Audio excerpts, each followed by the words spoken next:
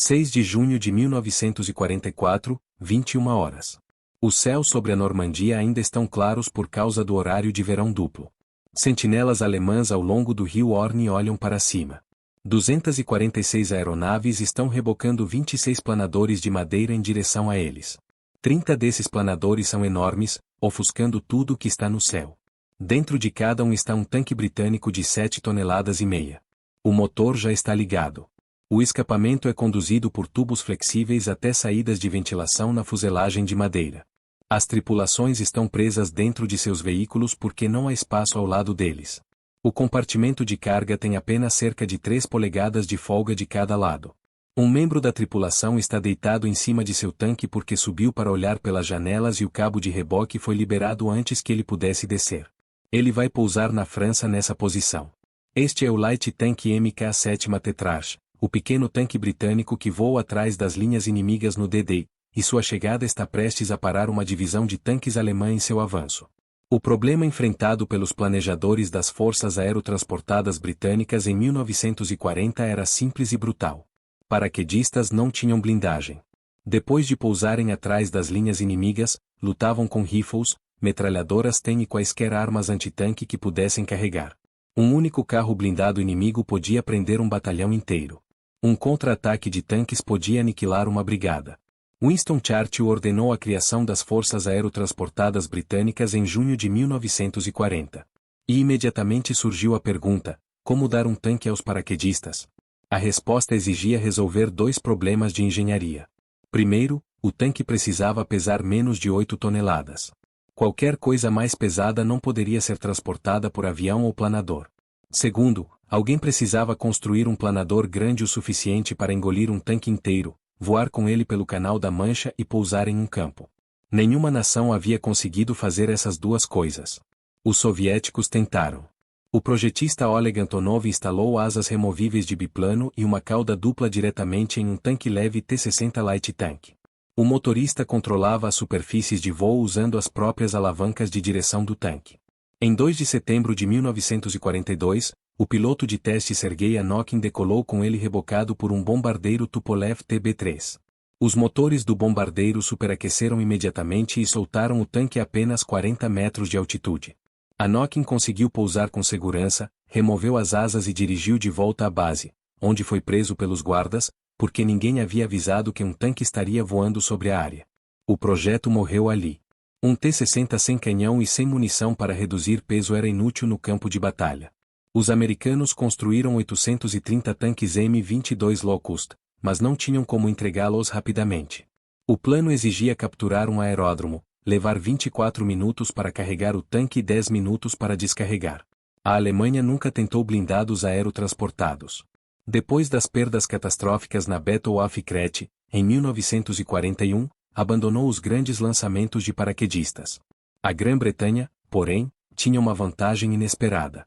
A empresa Vickers Armstrongs já havia construído um tanque leve o suficiente para voar, e ninguém o queria.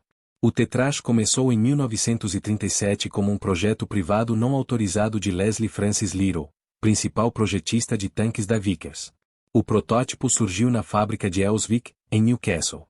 O Ministério da Guerra examinou o veículo, deu de ombros e encomendou um pequeno lote como solução temporária. A produção foi feita pela Metropolitan Camel em Birmingham. As primeiras entregas chegaram em novembro de 1940. Mas a Battle of France mostrou que tanques leves eram extremamente vulneráveis. O Ministério da Guerra cancelou todo o programa de tanques leves.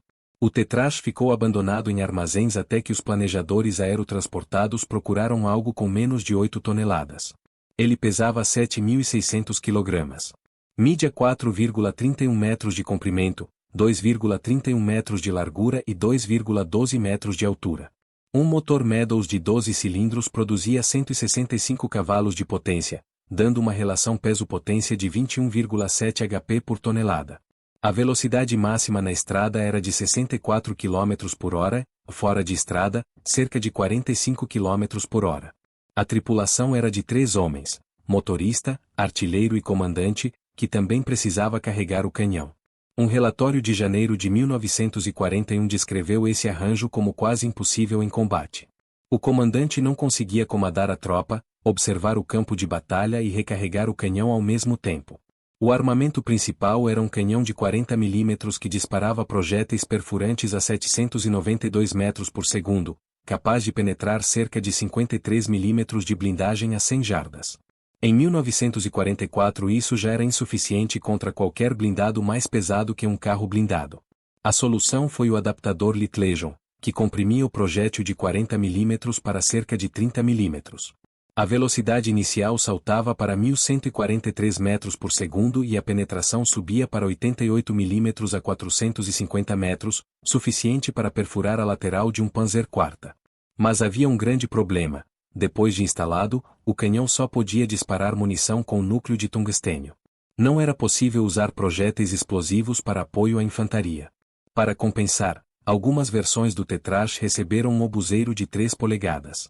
A blindagem era extremamente fina, cerca de 14 a 16 mm na torre e na frente do casco, 6 a 10 mm nas laterais e apenas 4 mm no teto e no fundo. Até metralhadoras pesadas podiam penetrar suas laterais. Um dos recursos mais inovadores do tanque era seu sistema de direção. Para curvas suaves, as rodas dianteiras giravam como em um carro, literalmente entortando as esteiras. Um volante comum controlava esse movimento. Para curvas fechadas, o sistema usava o método tradicional de frear uma das esteiras. Esse sistema tornava o Tetrash muito rápido, mas também podia fazer as esteiras saírem completamente se usado de forma incorreta. O planador que transportava o tanque foi projetado pela General Aircraft Limited. Chamado General Aircraft Amilcar, ele foi o maior planador aliado da guerra. Sua envergadura era de 110 pés e o comprimento de 68 pés, tornando a aeronave de madeira mais longa construída durante a Segunda Guerra Mundial. O compartimento de carga media cerca de 9,7 metros de comprimento, pouco mais de 2,3 metros de largura e cerca de 2 metros de altura. 2 pilotos ficavam em um cockpit em tandem no topo da fuselagem. O carregamento era engenhoso. As equipes em solo esvaziavam parcialmente os amortecedores do trem de pouso para baixar o planador. O nariz articulado se abria para a direita e o Tetrash entrava de ré usando seu próprio motor. Depois do pouso, o processo era invertido. Os amortecedores eram esvaziados novamente, abaixando a fuselagem até o nível do solo. O motorista puxava um cabo que liberava as travas. Ao avançar, o tanque passava por uma placa de pressão que abria automaticamente a porta do nariz.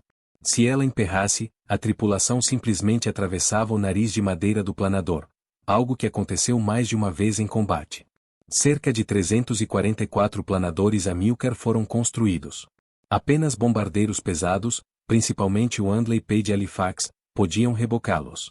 No dia D, os Tetrash pertenciam ao Regimento de Reconhecimento Blindado da 6th Airborne Division. Aproximadamente 20 tanques participaram da operação. Os pousos foram caóticos. Um tanque se soltou durante o voo e caiu no Canal da Mancha. 2 foram destruídos quando planadores colidiram. Outro virou de cabeça para baixo após ser atingido por um planador que pousava. Mesmo assim, cerca de 16 Tetrash ficaram operacionais. A maior contribuição deles aconteceu sem disparar um único tiro. A enorme formação de planadores apareceu exatamente quando a 21 Street Panzer Division avançava para contra-atacar na direção da praia de Sword. Ao ver centenas de planadores e aviões cruzando o céu, os comandantes alemães acreditaram que uma grande força estava chegando e cancelaram o ataque. Assim, pequenos tanques que voaram em planadores ajudaram a parar um contra-ataque alemão no momento mais crítico da maior invasão anfíbia da história. O Tetrash era obsoleto, tinha pouca blindagem e armamento fraco. Mas tinha algo que nenhum outro tanque do mundo possuía: ele podia voar para a batalha. A engenharia britânica talvez não tenha criado o tanque aerotransportado perfeito. Mas criou algo que ninguém mais conseguiu naquele momento da guerra: um tanque capaz de voar para o campo de batalha. O Light Tank Mk-7 Tetrash era pequeno, frágil e já estava ultrapassado em 1944. Mesmo assim, naquela noite de D-Day, 16 desses pequenos tanques saíram de planadores de madeira e avançaram pelos campos da Normandia. Eles ajudaram a confundir as forças alemãs e contribuíram para deter o contra-ataque da 21 Street Panzer Division no momento mais crítico da maior invasão anfíbia da história. Às vezes, na guerra, não é a arma mais poderosa que faz a diferença, mas a ideia mais inesperada.